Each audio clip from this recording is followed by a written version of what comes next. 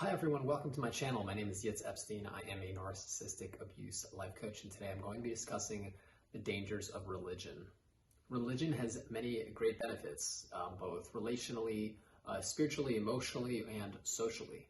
In addition, this video is not geared toward any specific religion. This is just some of the patterns and some of the negative tendencies that I have seen in religions, both my personal experiences and from what others have expressed to me.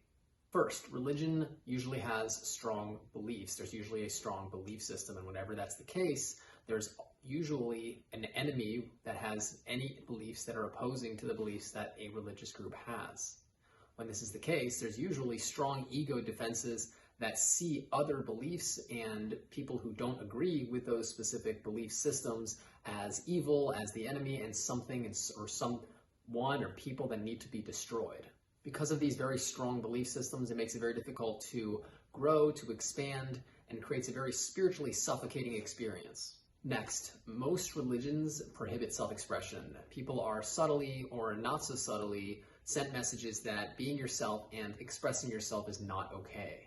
Without self-expression, then the spirit actually creates, again, a suffocating experience that manifests itself in negative emotions and mental illness. In religious groups that are toxic and are narcissistic, there's going to be a sort of enmeshment, a sort of a codependent, one big cult-like unit that, again, prohibits self-expression. And when this is the case, all the members inside of the unit really deeply suffer.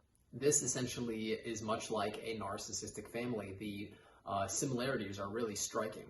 Much like a narcissistic home, all the members are forced subtly and not so subtly to take on certain beliefs, certain ideas, certain doctrines, and if they don't, they are going to essentially get the rejection, the abandonment, or the attitude of they just do not fit in and they are not good enough for the group.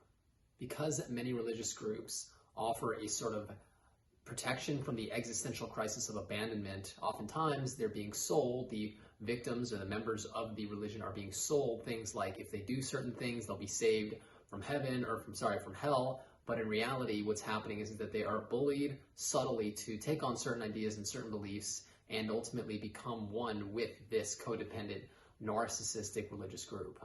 Because many who are joining religious groups oftentimes do so out of a fear of abandonment, they're looking for safety and protection that usually they did not have in childhood.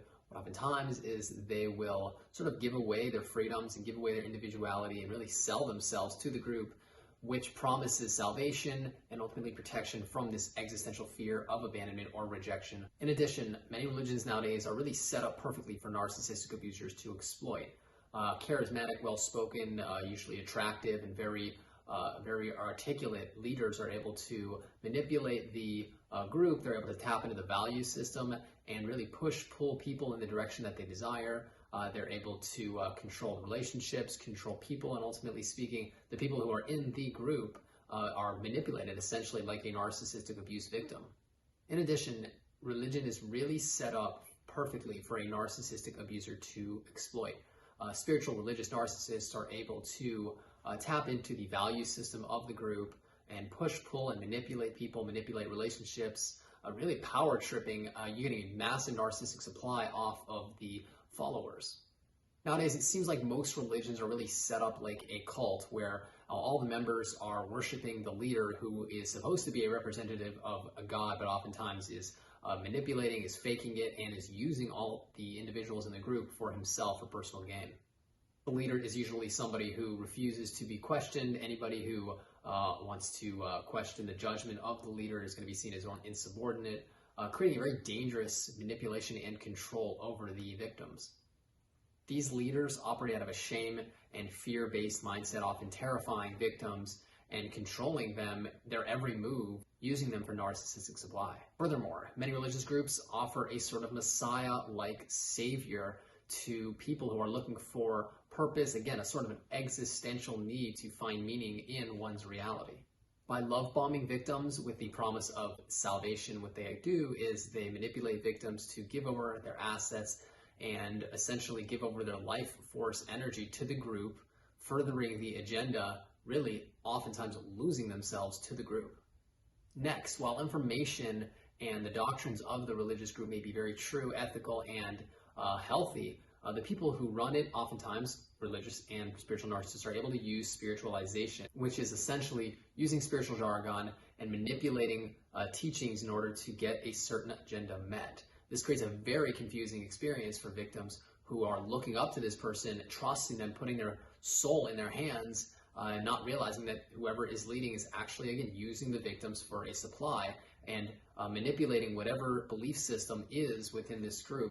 Finally is sexuality and sexual identity, as well as relationships. You may want to pay close attention to the religious group's attitudes towards relationships and overall attitudes towards sex. Many people who are attracted to religion oftentimes are hiding sexual shame and guilt and use the spiritualization, as I mentioned a little bit earlier, to manipulate their victims to avoid confrontation, to avoid intimacy, and ultimately hide their sexual shame behind sort of a false facade of superiority, which is really hiding a tremendously insecure and shamed sense of sexual identity. Many religions that are narcissistic want to control victims' relationship. They want to control attitudes, again, towards sex. They want to control the way relationships are run, the interactions, what is okay, what is not. By controlling relationships, you essentially control a person's entire life. And that's why religions who are abusive try to make extreme rules around it and try to really make sure they can control the family unit, because once they do, they can really capture and steal people and use them for their agenda.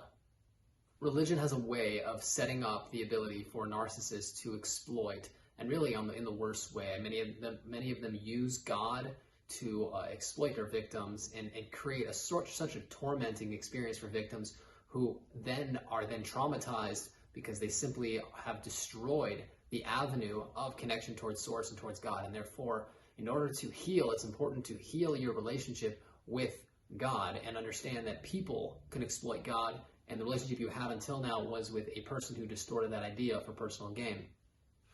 If this is something that you are struggling with, I work with many patients to help them understand what it means to have a relationship with God, what it means to have been abused by somebody who exploited that avenue, and ultimately connect them to source so they can really tap into their own healing energy of source, heal every element of their life, and become the most healthy version of themselves.